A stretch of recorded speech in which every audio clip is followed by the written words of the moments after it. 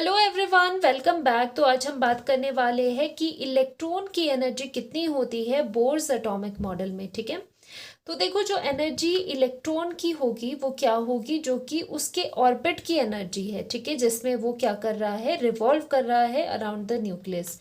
तो बेसिक जो रिलेशन होता है, अगेन इसका डेरिवेशन आपको नहीं करना है क्योंकि आपके एनसीईआरटी टेक्स्ट बुक में नहीं गिवन है, और कभी मैं इसका डेरिवेशन प्रॉपरली आपको करवाऊंगी अगर किसी को ये इसका डेरिवेशन जानना है तो। ठीक है, अदरवाइज यहाँ पर हम डायरेक्टली शुरू करते हैं कि जो एनर्जी होती है ई एन, किसी भी nth ऑर्बिट की एनर्जी बोर्स मॉडल में कितनी दी गई थी, equals to negative of R H and 1/n का स्क्वायर। ठीक है, वेयर आर एच क्या होता है, where R H is the Rydberg's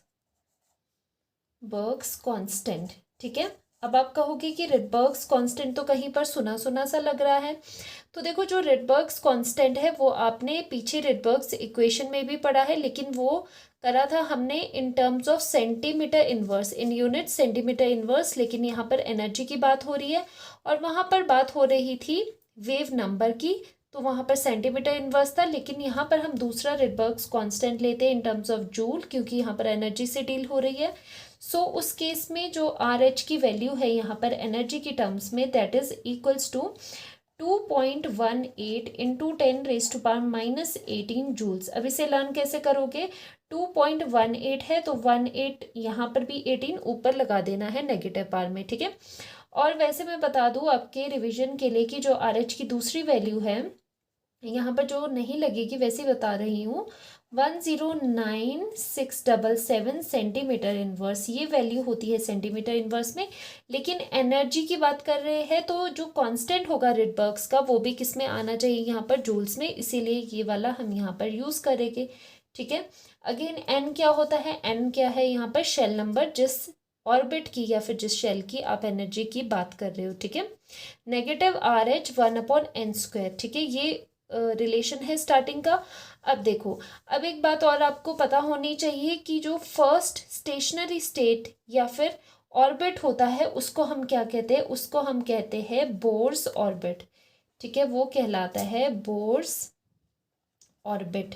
ठीक है, तो जो ग्राउंड लेवल भी होता है उसको भी हम बोर्स ऑर्बिट बोलते हैं। तो ग्राउंड स्टेट कौन सी होती है, फर्स्ट शेल जिसका n=1 होता है, दैट मीन्स n=1 वाले को। ठीक है, तो देखो अब एनर्जी पर आते हैं। सिंस हमें पता है जो बोर्स एटॉमिक मॉडल था वो किस पर अप्लाई होता था, वो था हाइड्रोजन एटम के लिए एंड हाइड्रोजन लाइक स्पीशीज के लिए। जैसे कि हाइड्रोजन लाइक स्पीशीज कौन सी होती है, जिनमें टोटल इलेक्ट्रॉन्स कितने होते हैं, 1 होते हैं। जैसे यहाँ पर आ जाता है हीलियम का पॉजिटिव आयन, या फिर लिथियम का डाई पॉजिटिव आयन, या फिर बेरिलियम 3 पॉजिटिव आयन। सभी में इलेक्ट्रॉन्स का काउंट कितना है, 1 है। तो ये रिजेंबल करते हैं इलेक्ट्रॉन को, क्योंकि हाइड्रोजन को, क्योंकि हाइड्रोजन में भी इलेक्ट्रॉन कितना होता है, 1 होता है। ठीक है, सो जो हमारा बोर्स एटॉमिक मॉडल था वो किसके लिए एप्लीकेबल था, हाइड्रोजन के लिए एंड हाइड्रोजन लाइक स्पीशीज के लिए। सो यहाँ पर जो मैं फॉर्मूला लिखने वाली हूँ वो अप्लाई होता है हाइड्रोजन के लिए भी, हाइड्रोजन के ऑर्बिट्स के लिए भी, and plus hydrogen like species के लिए भी आप ये वाला फॉर्मूला क्या कर सकते हो, यूज कर सकते हो। ठीक है, so the formula is E n, किसी nth लेवल की एनर्जी इज इक्वल्स टू, अब यहाँ पर क्या करोगे, आर एच की वैल्यू ये जूल्स में पुट कर दोगे, नेगेटिव साइन पहले से था, 2.18 इंटू 10⁻⁻18। ठीक है, ये वैल्यू आ गई यहाँ पर। अब क्या करोगे, n² डिवाइड में है, लेकिन यहाँ पर क्या करना है आपको, z is the atomic number, z² से मल्टीप्लाई करना है, देन डिवाइड करना है n² से। ये वैल्यू आ जाती है जूल्स में। यूनिट भी आपको लिखना है, आपको बताना होगा कि ये किस यूनिट में एनर्जी निकली है। ठीक है, so this formula is very important. This is the main formula of energy of the nth level। ठीक है, या फिर nth ऑर्बिट। अब यहाँ पर देखो, यहाँ पर हमने z क्यों करा, क्योंकि ये जर्नलाइज कर देते हैं। मान लो कि आपको हीलियम पॉजिटिव की सेकेंड ऑर्बिट की एनर्जी पूछ रहे हैं, तो सेकेंड ऑर्बिट में n=2 यहाँ पर पुट करोगे, and z for the helium atom is atomic number, for helium atom is 2, तो यहाँ पर 2 का स्क्वायर पुट करोगे। ठीक है, तो ये जर्नल क्या हो गया, एनर्जी की एनर्जी का एक्सप्रेशन हो गया है, ठीक है। तो अब क्या करोगे, अब देखो यहाँ पर एनर्जीज हम डिफरेंट लेवल की निकाल देते हैं, ठीक है। जैसे फॉर फर्स्ट लेवल की एनर्जी कैसे निकालोगे, E1 के लिए अगर हम हाइड्रोजन एटम की बात कर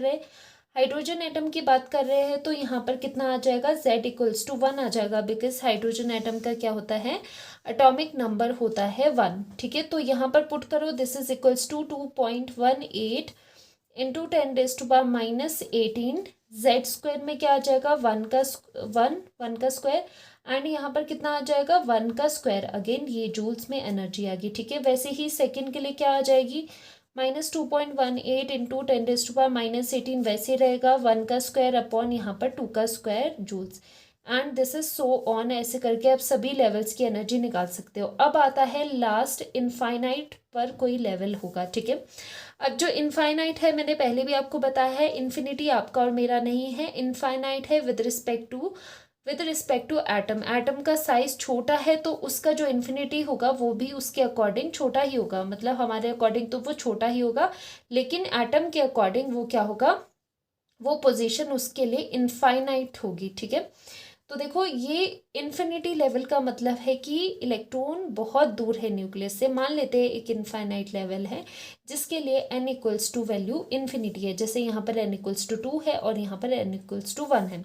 उस केस में एनर्जी कितनी होती है, बाय यूजिंग दिस रिलेशन कितना आ जाएगा, -2.18 इंटू 10⁻⁻18, एंड ऑब्वियसली हाइड्रोजन की बात कर रहे हैं, 1 का स्क्वायर एंड इन्फिनिटी का स्क्वायर जूल्स। तो बताओ 1/∞ क्या होता है, 0 होता है, ठीक है। तो दिस इम्प्लाइज कि एनर्जी कितनी आ गई है यहाँ पर, energy of the infinite level, ठीक है, या फिर n=∞=0, तो उसकी एनर्जी कितनी हो जाएगी, 0 हो जाएगी। तो इनफाइनाइट पोजीशन पे या फिर इनफाइनाइटली न्यूक्लियस से अगर इलेक्ट्रॉन दूर है या फिर इनफाइनाइट ऑर्बिट पे है n=∞ पे, तो उस केस में उस इलेक्ट्रॉन की एनर्जी कितनी हो जाएगी, 0 हो जाएगी, ठीक है। और वो क्या हो जाएगा, एक तरह से वो क्या हो जाएगा, एट रेस्ट हो जाएगा, ठीक है। वो एट रेस्ट होगा और वो क्या होगा, न्यूक्लियस के, देखो हमें पता है कि क्या होता है, जैसे ये पॉजिटिव चार्ज है, ठीक है, न्यूक्लियस है, न्यूक्लियस के चारों तरफ इलेक्ट्रॉन रिवॉल्व कर रहे हैं, तो इन दोनों के बीच में क्या है, सम फोर्स ऑफ अट्रैक्शन है, ठीक है। तो जो न्यूक्लियस है उसका इन्फ्लुएंस है इलेक्ट्रॉन्स पे, सभी इलेक्ट्रॉन्स पे। अगर क्या हो जाएगा, बहुत ही इनफाइनाइट पोजीशन पे इलेक्ट्रॉन पहुंच जाएगा, तो उस पोजीशन पे क्या हो जाएगा, उसका जो न्यूक्लियस है उसके इन्फ्लुएंस से वो फ्री हो जाएगा, तो इससे कोई भी लगाव नहीं रहेगा, कोई भी इसके बीच में इंटरेक्शन उतनी स्ट्रांग नहीं होगी। वो इलेक्ट्रॉन इनफाइनाइट लेवल में जो इलेक्ट्रॉन होगा वो क्या होगा, फ्री होगा, ठीक है, इसकी कोई भी इन्फ्लुएंस नहीं पड़ेगा इस इलेक्ट्रॉन पे, ठीक है। तो उस केस में क्या हो जाएगी, इस इलेक्ट्रॉन की एनर्जी 0 हो जाएगी, एंड हम क्या लिख सकते हैं यहाँ पर हम क्या राइट करेंगे कि एनर्जी, यहाँ पर हम राइट करेंगे कि energy of electron in all possible orbits, जितने भी पॉसिबल ऑर्बिट्स है, जैसे n=1 2 3 एंड सो ऑन, ठीक है, जितने भी पॉसिबल ऑर्बिट्स है उनकी एनर्जी लेस होगी as compare to energy of free electron. अब ये फ्री इलेक्ट्रॉन कौन सा है, n=∞ वाला, ठीक है। तो n=∞ वाले इलेक्ट्रॉन को हम क्या मानते हैं, फ्री इलेक्ट्रॉन, जो कि क्या हो जाता है, ये इलेक्ट्रॉन होता है एट रेस्ट, ठीक है।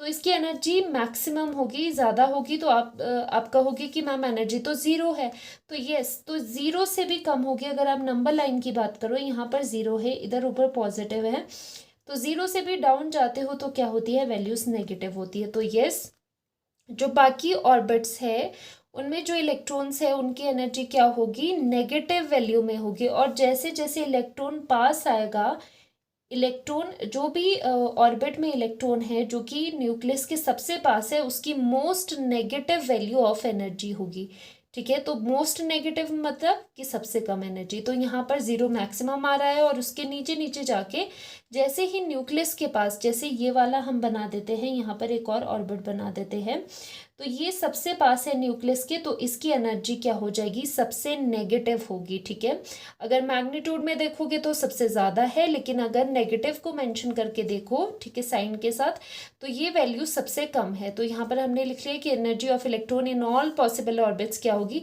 वो लेस होगी as compare to free energy. इसका एक रीज़न ये भी है कि कम क्यों है एनर्जी, क्योंकि क्या है, वहाँ पर अट्रैक्शन है न्यूक्लियस के साइड से, न्यूक्लियस का इन्फ्लुएंस है, जिसकी वजह से कुछ एनर्जी लूज हो जाती है और ऑर्बिट्स की एनर्जी कम होती है as compare to free electron की एनर्जी। ठीक है, जो कि इन्फिनिटी पे है, इस केस में ऐसे रेफरेंस माना गया है यहाँ पर। ठीक है, अब एक चीज़ और देखो, जो ये हमारा फर्स्ट इक्वेशन, इसे मान लेते हैं, यहाँ पर जो एनर्जी का रिलेशन है that is -2.18 into 10⁻⁻18 Z square upon N square joules. यहाँ पर जो ये नेगेटिव साइन दिख रहा है, ये क्या सिग्निफिकेंस है इसका, ये भी देख लो।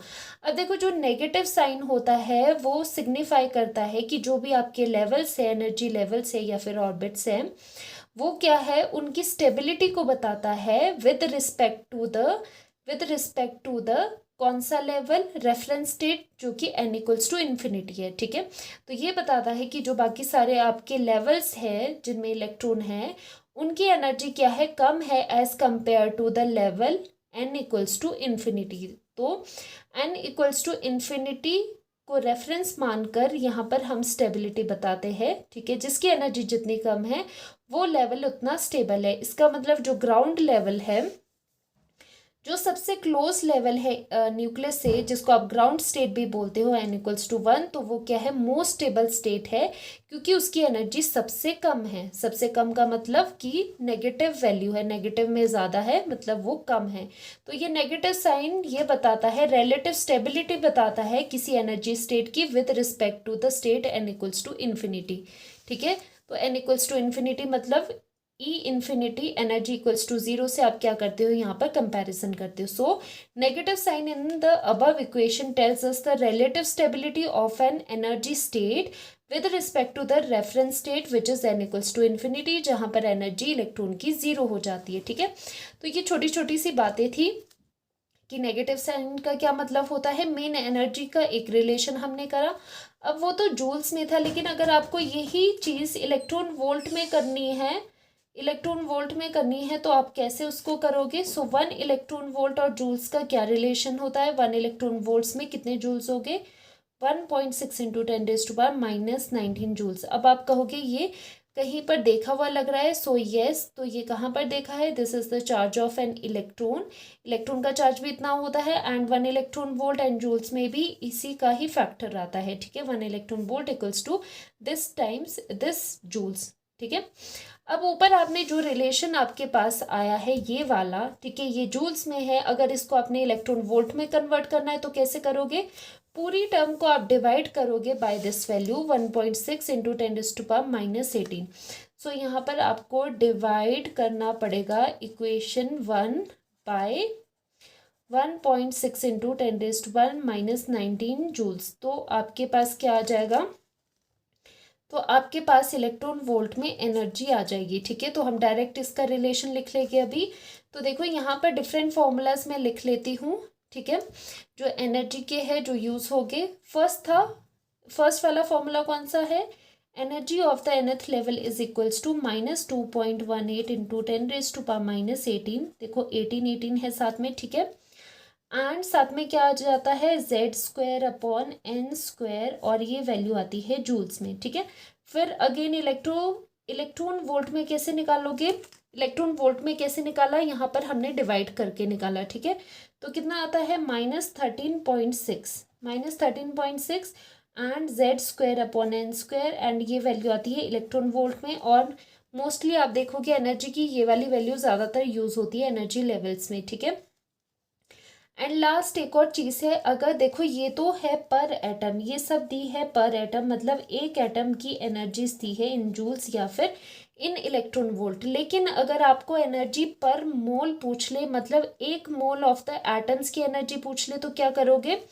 तो आप क्या करोगे, 1 मोल में देखो 1 मोल में कितने एटम्स होते हैं, एवोगैड्रो नंबर एटम, जो कि होता है 6.022 इंटू 10⁻23 एटम्स। ठीक है, इतने एटम्स होते हैं। तो 1 एटम की एनर्जी इतनी है, देखो जूल वाली 1 एटम की एनर्जी इतनी है, तो पर मोल में एनर्जी कितनी होगी, तो इस वैल्यू से आप क्या करोगे, यहाँ पर मल्टीप्लाई करोगे। ठीक है, इसको क्या करोगे, मल्टीप्लाई करोगे 6.022 इंटू 10⁻23 एटम से, क्योंकि इतने एटम्स की एनर्जी निकल करके आ जाएगी, बिकॉज ये वाली वैल्यू थी 1 एटम की एनर्जी। सो 1 मोल की एनर्जी कैसे निकालोगे, इतने एटम्स की एनर्जी, तो आपको इसको और इसको मल्टीप्लाई करना पड़ेगा। तो डायरेक्ट मैं रिलेशन लिखती हूँ, और मल्टीप्लाइंग आपके पास वैल्यू आ जाती है -1312। देखो इजी है, 13 के बाद लिखना है 12, एंड सारे जो भी ये एनर्जी के रिलेशन है सभी में नेगेटिव साइन है। ठीक है, एंड क्या है, z² एंड n² भी कॉमन है। ठीक है, तो आ जाता है यहाँ पर किलो जूल पर मोल में आता है। ठीक है, ऊपर जूल पर एटम है, यहाँ पर है किलो जूल पर मोल। ठीक है, तो ये वाला भी कई बार रिलेशन क्या हो जाता है, आ जाता है। तो यहाँ पर energy in terms of joule आपने लिखी है, यहाँ पर इलेक्ट्रॉन वोल्ट में है, एंड इधर किलो जूल पर मोल में है। ठीक है, तो ये 3 रिलेशंस थे जो कि बहुत इंपॉर्टेंट है। ठीक है, एनर्जी की 3 रिलेशन है, इनमें देखो कैसे लर्न करोगे, z²/n², तीनों फॉर्मूलाज में कॉमन है, नेगेटिव साइन भी तीनों फॉर्मूलाज में कॉमन है, और लास्ट में 1312 याद रखना है, 13.6 तो आपको लर्न रह जाएगा, एंड ऊपर 2.18 में क्या करना है, ये 18 पार में ले जाना है, -18। ठीक है, तो सिंपल से 3 फॉर्मूलाज है। तो ये था all about energy of an electron in Bohr's atomic model. ठीक है, तो इस लेक्चर में इतना ही है, मिलते हैं नेक्स्ट लेक्चर में, बाय बाय, टेक केयर।